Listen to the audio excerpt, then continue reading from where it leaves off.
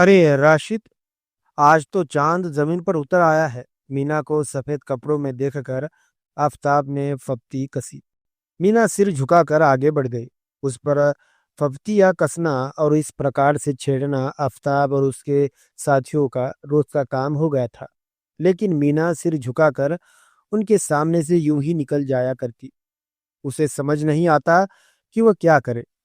आफताब के साथ हमेशा 5-6 मुस्टंडे होते, जिन्हें देखकर मीना मन ही मन घबरा जाती थी। मीना जब सुबह 7 बजे ट्यूशन पढ़ने जाती, तो आफताब उसे अपनी साथियों के साथ वही खड़ा मिलता। और जब वह 8 बजे वापस आती, तब भी आफताब और उसके मुस्टंडे दोस्त वहीं खड़े मिलते। दिनों दिन आफताब की हरकतें बढ़ती ही जा रही थी। एक दिन हिम्मत करके मीना ने आफताब की शिकायत अपने पापा से की। मीना की शिकायत सुनकर उसके पापा खुद उसे ट्यूशन छोड़ने जाने लगे। उसके पापा को इन गुंडों की पुलिस में शिकायत करने या उनसे उलझने के बजाय यही रास्ता बेहतर लगा। एक दिन मीना के पापा को सवेरे कहीं जाना था, इसलिए उन्होंने उसके छोटे भाई मोहन को साथ भेज दिया।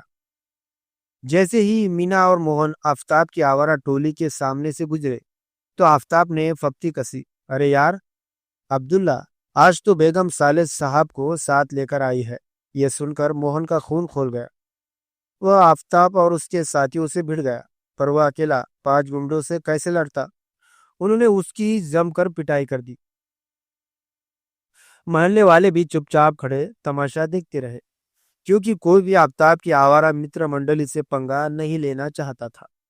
शाम को जब मीना के पापा को इस घटना का पता चला, तो उन्होंने भी चुप रहना ही बेहतर समझा। मोहन ने अपने पापा से कहा, पापा, ये जो हमारी बदनामी और बेइज्जती हुई है, इसकी वजह मीना दीदी है। आप इनकी ट्यूशन छुड़वा दीजिए। मोहन के मुंह से यह बात सुन मीना हतप्रभ रह गई। उसे यह बात चुभ गई कि इस बेइज्जती की वजह वह खुद है। उसे उन गुंडों के हाथों भाई के पिटने का बहुत दुख था, लेकिन भाई के मुंह से ऐसी बातें सुनकर उसका कलेजा धक रह गया। वो सोच में पड़ गई कि वह क्या करे। सोचते सोचते उसे लगा कि जैसे उसमें हिम्मत आती जा रही है। सो उसने अब दृढ़ निश्चय कर लिया कि अब उसे क्या करना है। उसने उन आवारा टोली से निपटने की सारी तैयारी कर ली। अगले दिन सवेरे अकेले ही मीना ट्यूशन के लिए निकली। उसने न अपने भाई को साथ लिया और न ही पापा को। जैसे ही मीना आफताब की आवारा टोली के सामने से गुजरी, उन्होंने अपनी आदत के अनुसार फप्ती कसते हुए कहा, अरे आज तो लाल गुलाब अंगारे बरसता हुआ जा रहा है। इतना सुनते ही मीना ने पूरी ताकत से एक तमाचा आफताब के गाल पर जड़ दिया। इस जन्नाटेदार तमाचे से आफताब के होश उड़ गए। उसके साथी भी एकाएक घटी इस घटना से ठये रह गए। इससे पहले कि आफताब संभलता, मीना ने दूसरा तमाचा उसकी कनपट्टी पर जड़ दिया। तमाचा खाकर आफताब हक्का बक्का रह गया। वह उस पर हाथ उठाने ही वाला था कि तभी पास खड़े एक आदमी ने उसके हाथ पकड़ते हुए रोबीली आवाज में कहा, खबरदार अगर लड़की पर हाथ उठाया। ये देख आफताब के साथी वहां से भागने की तैयारी करने लगे। तभी उन सभी को उस आदमी के इशारे पर उसके साथियों ने दबोच लिया। आफताब इन लोगों से जोर आजमाइश करना चाहता था। तभी वह आदमी बोला, अगर तुम में से किसी ने भी जोर आजमाइश करने की कोशिश की, तो तुम सब की औलाद में खबर लूंगा। इस समय तुम सब पुलिस की गिरफ्त में हो और मैं हूं इंस्पेक्टर जतीन। यह सुनकर उन आवारा लड़कों की पांव तले जमीन खिसक गई। उनके हाथ पैर ढीले पड़ गए। इंस्पेक्टर जतीन ने मोबाइल से फोन कर मोड़ पर जीप लिए खड़े ड्राइवर को बुला लिया। फिर उन्हें पुलिस जीप में बैठाकर थाने लाया गया। तब तक मीना के मम्मी पापा और भाई भी थाने पहुंच गए। इंस्पेक्टर जतीन ने इंस्पेक्टर जतीन उन्हें वहां ले गए, जहां मीना अपनी सहेली सरिता के साथ बैठी हंस हंस कर बातें करती हुई नाश्ता कर रही थी। इससे पहले कि मीना के मम्मी पापा उसे कुछ पूछते, इंस्पेक्टर जतिन खुद ही बोल पड़े, देवेश बाबू, इसके पीछे मीना की हिम्मत और समझदारी है। कल मीना ने सरिता को फोन पर सारी घटना बताई। तब मैंने मीना को यहाँ बुलाकर योजना बनाई और बस आफताब की आवारा टोली पकड़ में आ गई।